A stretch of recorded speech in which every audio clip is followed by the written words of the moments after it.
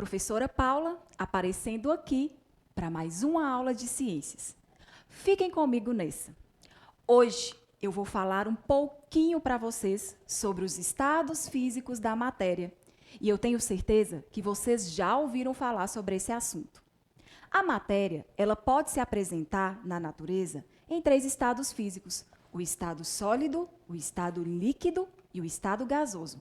Vamos falar um pouquinho sobre cada um deles? Vejam só.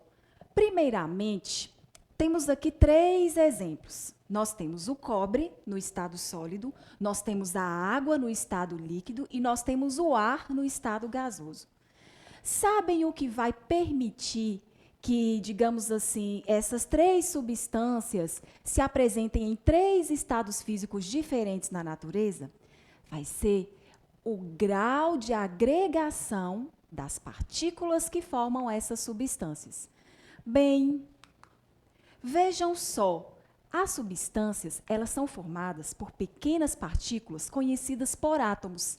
Então, se essas partículas estiverem mais ou menos afastadas, isso que vai definir estado sólido, líquido ou gasoso.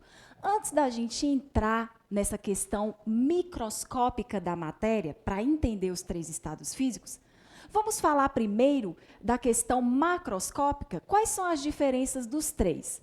Vejam só, no estado sólido, a matéria ela vai ter forma definida e volume definido. É só vocês lembrarem da água no estado sólido, do gelo, tá certo? E devemos lembrar que isso é a uma temperatura constante. Se a temperatura mudar, variar, vai variar também, né, no caso, essas 2 características. No estado líquido, nós vamos ter uma forma variável e vamos ter um volume constante. Isso a uma temperatura também constante, certo?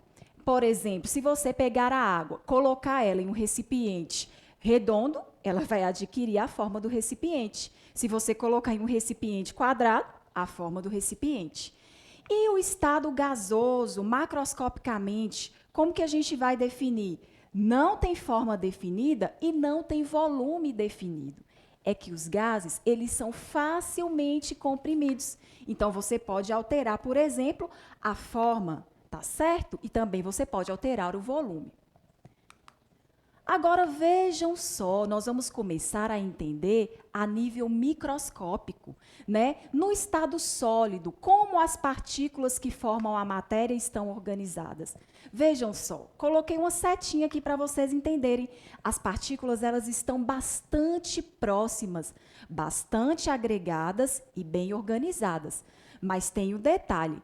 Nem toda matéria que está no estado sólido vai apresentar o mesmo grau de organização, não. O fato é que elas vão estar mais agregadas, mais próximas e mais organizadas que a matéria quando está no estado líquido e quando está no estado gasoso. Deu para entender? Agora, vejam só.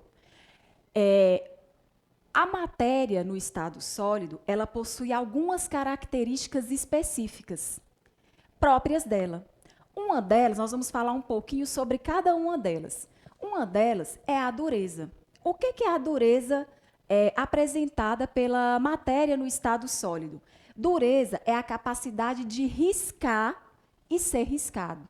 Então, a matéria vai apresentar um maior grau de dureza, que é essa capacidade de riscar, como eu estou mostrando aqui, e ser riscado, quanto maior for o grau de organização das partículas que a formam, certo? Ductibilidade e maleabilidade. Que nome é esse, professora? Gente, ductibilidade e maleabilidade é outra característica da matéria no estado sólido.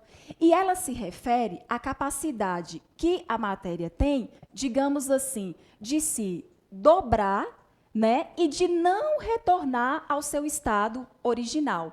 Então, se você pegar, por exemplo, fios de cobre e dobrar, eles não vão voltar ao estado original. Isso que é ductibilidade e maleabilidade. E aí, raciocinem comigo. Se essa matéria ela é capaz de se dobrar, se você consegue dobrar, é porque as partículas que a formam têm um pouquinho de desorganização, digamos assim. Certo? Estão um pouco menos desorganizadas do que as que apresentam maior grau de dureza. Vamos continuar. Elasticidade. Elasticidade é outra propriedade dos sólidos, né? E a elasticidade é muito fácil. É essa capacidade elástica que a matéria vai possuir. Tá certo? Resistência ou tenacidade. Capacidade de resistir a forças, né? Por exemplo, se você pegar um ferro, ele tem muito maior resistência e tenacidade do que um material de argila. Agora vamos passar para a análise microscópica da matéria no estado líquido. Olha para vocês verem, vamos comparar o sólido com o líquido?